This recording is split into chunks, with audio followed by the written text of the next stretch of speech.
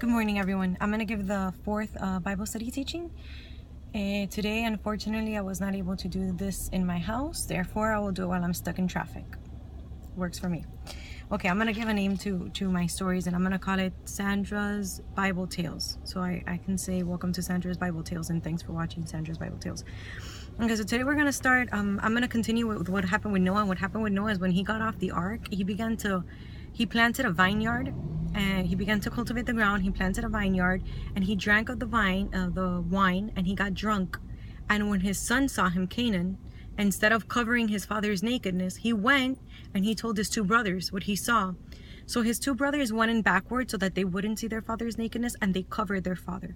So when Noah, the father, wakes up from his drunkenness, he curses Canaan. He says, cursed be Canaan, and let him be the servants of Noah's two other sons. And he blesses his two older sons. Of course, one gets a higher blessing because back then, the fathers, they would always bless the firstborn. So you always see that the firstborn gets a higher blessing. Then when we continue reading the Bible in Genesis, we see that it's just talking about descendants. Who had who, what son had who, where did this person come from, until we get to Genesis 11. And then in Genesis 11, it talks about that the people come together and they say, look, let's come together and let's build a city, and let's build a tower, and let's become great. Let's build it super high.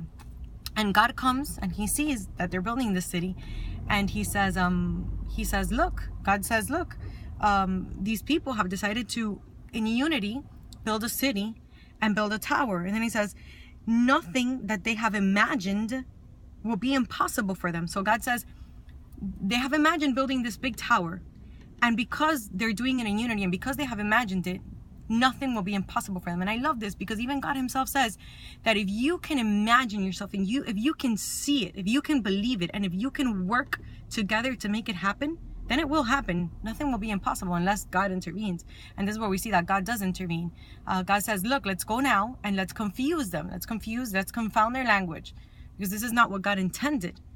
And then, so God comes, he confuses the language, and then this is where the people stop building the city. And this is where we see that different languages and different accents and different ways of expressions come to be, because before then, everyone had the same language, the same way of expression, okay?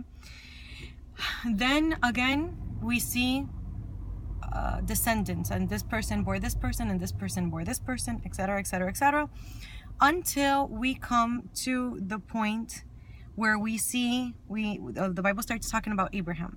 But I'm not going to continue with Abraham's story, because Abraham is a beautiful story, but it's kind of long. So I'm going to cut it now. And the next Bible teaching, probably tomorrow, will be about Abraham's story and what God did with Abraham.